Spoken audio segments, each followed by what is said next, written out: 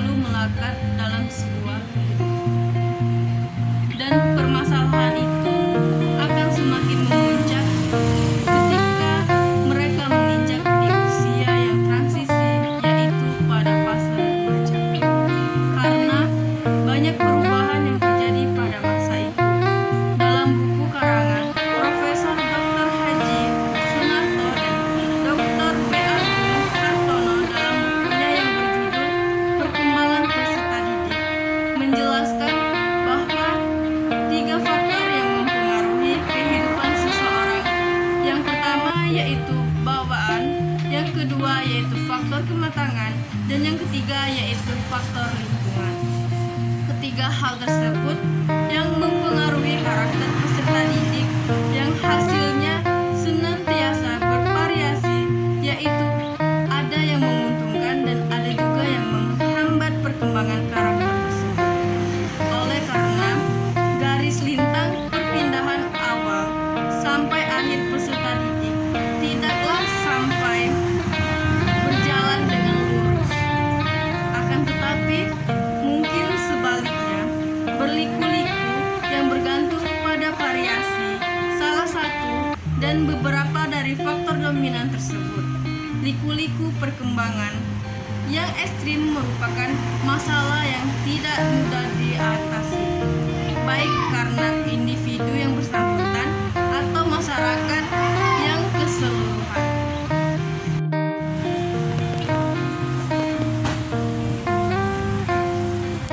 Peserta didik, khususnya usia remaja, adalah masa saat terjadinya perubahan-perubahan yang cepat, termasuk perubahan yang sangat fundamental pada karakter, emosi, sosial, perilaku, dan masa depan.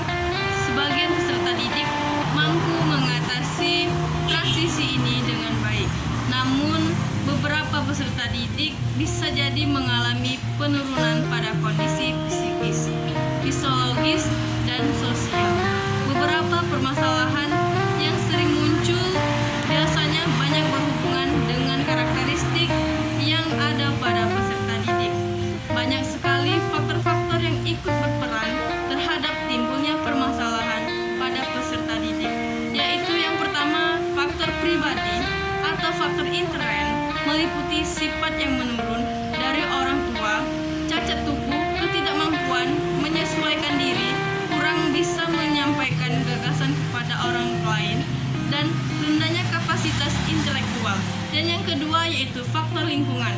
Faktor lingkungan yaitu terjadinya pergaulan bebas terhadap peserta didik, yaitu salahnya pergaulan didik terhadap peserta didik. Akibatnya peserta didik tersebut dapat mengalami perilaku yang kurang baik. Dan yang ketiga yaitu faktor dari keluarga, yaitu faktor keluarga yang berarti didikan dari keluarga, dari orang tua, dan kurangnya kepedulian orang tua terhadap peserta didik tersebut dapat mengakibatkan peserta didik tersebut mengalami perilaku yang kurang baik. Mungkin itulah sekilas dari permasalahan yang dialami oleh peserta didik. Dalam video ini berisikan mengenai permasalahan-permasalahan yang sering dialami oleh peserta didik dan bagaimana cara mengatasinya. Maka dari itu, marilah kita simak video berikut ini. Baik, ini adalah salah satu peserta didik yang ingin mengajukan pertanyaan. Ya, izin bertanya Kak. Ya, silakan. Seorang siswa, sebut saja namanya Andi, merupakan seorang siswa SMK di sebuah kota besar atau di Sumatera. Ia merupakan seorang yang memiliki bakat di dunia teknik. Hanya saja, ia orang yang tidak percaya diri, pemalu, overthinking. Ia selalu ragu dan keputusan dan tindakannya yang ia buat. Lalu takut keputusan yang ia buat akan ditolak oleh orang lain. Sebagai seorang pendidik, solusi apa yang akan Anda berikan kepada Andi sehingga dia bisa menerima keadaan ini, memaksimalkan potensi yang ada pada dirinya? Sekian, terima kasih. Baik, terima kasih atas pertanyaannya. Menurut saya, jika saya sebagai seorang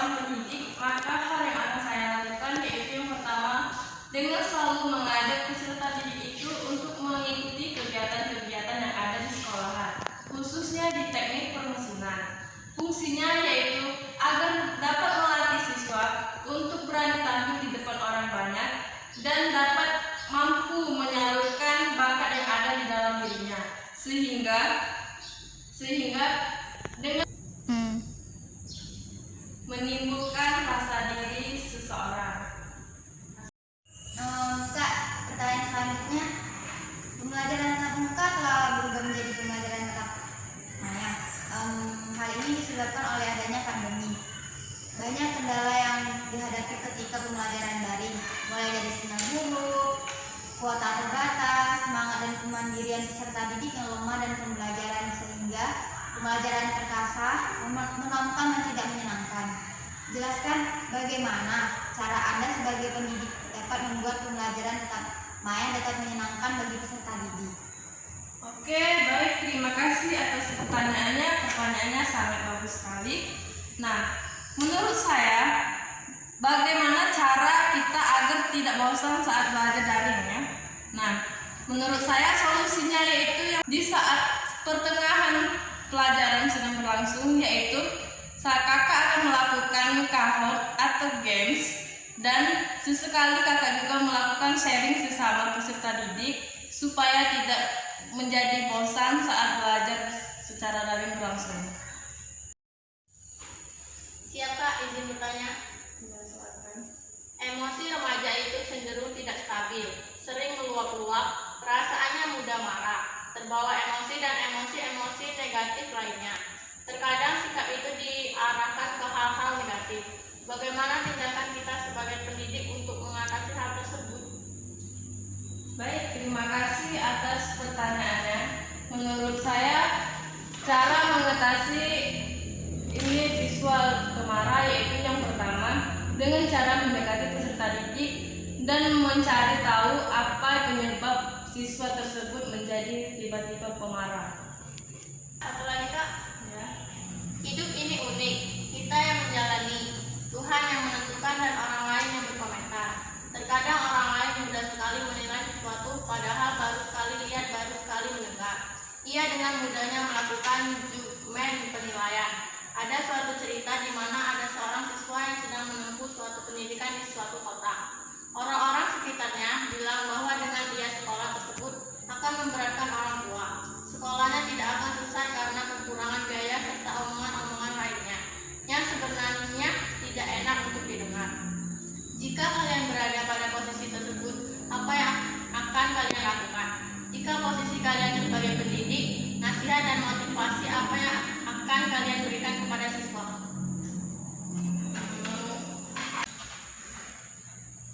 Baik, terima kasih atas pertanyaannya. Menurut saya, jika saya berada di posisi tersebut, kita jangan terlalu terpaku dengan perkataan seseorang. Jadikan perkataan seseorang itu salah satu motivasi kita untuk menjadi orang yang lebih sukses. Dan sebagai pendidik, saya akan memberikan salah satu motivasi tentang kehidupan, bahwa jika seseorang tersebut bersungguh-sungguh untuk menjadi orang yang sukses, maka ada saja jalan untuk menuju kesuksesan itu sendiri. Ada suatu kisah, seorang anak laki-laki pada saat itu beliau merupakan seseorang anak yang mempunyai orang tua yang kurang mampu. Akan tetapi dengan nekat dan semangatnya untuk menjadi orang yang sukses, mereka tidak menghiraukan perkataan yang ada di sekitar lingkungannya.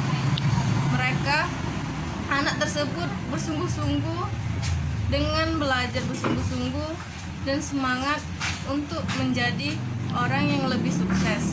Nah, suatu ketika anak tersebut berusia sekitar 17 tahun.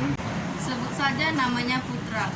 Beliau saat bersekolah berjalan kaki dalam jarak yang sangat jauh. Saat bersekolah, beliau dengan membawa uang jajanan sangat pas-pasan. Nah, saat menuju SMA, beliau ada bercita-cita untuk menjadi polisi.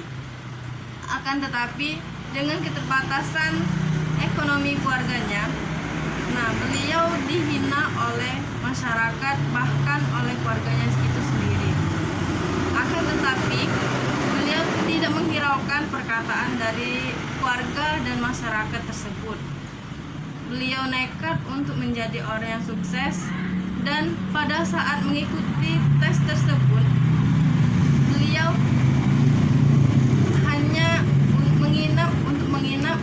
hanya menginap di masjid dan menjadi perabot sementara. Dan akhirnya saat tes tersebut beliau lulus menjadi polisi, dan orang-orang yang menghina beliau menjadi malu dan tidak lagi untuk menghinanya kembali. Siap, izin bertanya Kak. Iya, silakan. Kata-kata motivasi apa yang paling mempengaruhi hidup Anda, sehingga Anda menjadi lebih bersemangat dan berbahagia dalam menjalani hidup? Baik, terima kasih atas pertanyaannya. Pertanyaannya sangat bagus sekali. Motivasi yang kakak gunakan yaitu kesuksesan ada di dalam dirimu sendiri. Jika kalian bersungguh-sungguh untuk menjalankan kesuksesan, maka kesuksesan tersebut akan datang dengan sendirinya. Dan jika kalian berilmu, maka dimanapun kalian berada, pasti digunakan semua orang banyak. Saya pernah mendengar salah satu motivasi dari guru saya dan sampai saat ini masih saya pegang, yaitu jadilah seperti padi, dimanapun kalian berilmu, jangan pernah menjadi orang yang angkuh dan sombong. Tetaplah membantu sesama manusia dan bersikaplah seperti orang biasa saja. Karena sikap sombong itu tidak akan digunakan oleh semua orang, bahkan masyarakat yang ada di sekitar kita. Jadi kesimpulannya yaitu setiap individu dilahirkan ke dunia dengan membawa hereditas tertentu. Hal ini berarti bahwa karakteristik individu diperoleh melalui pewarisan dari pihak orang tuanya. Karakteristik tersebut menyangkut fisik dan psikis atau sifat-sifat mental. Hereditas merupakan aspek bawaan yang memiliki potensi untuk berkembang. Seberapa jauh perkembangan individu tertentu terjadi dan bagaimana kualitas perkembangannya bergantung kepada kualitas hereditas dan lingkungan yang mempengaruhinya. Lingkungan merupakan faktor penting di samping hereditas yang menentukan perkembangan individu. Perkembangan dapat berhasil dengan baik jika faktor-faktor tersebut bisa saling melengkapi. Maka dari itu, untuk mencapai perkembangan yang baik dan harus ada asuhan terarah. Asuhan dalam perkembangan dengan melalui proses belajar, sharing disebut pendidikan. Adapun permasalahan yang terjadi pada peserta didik sangat banyak dan bermacam-macam. Secara garis besar, permasalahan peserta didik dapat dikelompokkan menjadi 5, yaitu yang pertama, permasalahan individu yang berhubungan dengan Tuhannya, dan yang kedua yaitu permasalahan individu yang berhubungan dengan dirinya, dan yang ketiga yaitu permasalahan individu yang berhubungan dengan lingkungan keluarga, yang keempat permasalahan individu yang berhubungan dengan lingkungan kerja, dan yang kelima yaitu permasalahan individu yang berhubungan dengan lingkungan sosial. Nah, dari permasalahan tersebut,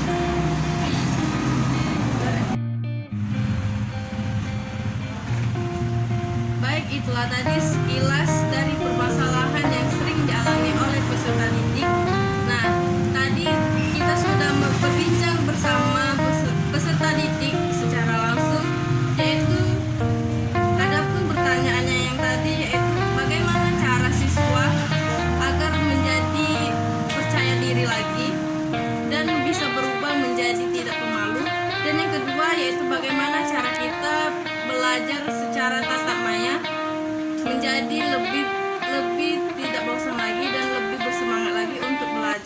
Dan yang pertanyaan yang selanjutnya yaitu bagaimana cara kita mengarahkan dan mengubah pola pikir siswa agar tidak menjadi pemarah dan tidak menjadi perilaku yang kurang baik. Dan selanjutnya yaitu bagaimana cara kita memantaskan posisi kita dan bagaimana cara kita menanggapi perkataan-perkataan di masyarakat agar bagaimana cara kita tidak terpaku dan tidak menjadi down saat ingin menjadi orang yang sukses. Dan kelima yaitu kita akan membahas tentang motivasi kehidupan. Mungkin itulah tadi kesimpulan tentang permasalahan yang telah terjadi pada peserta didik.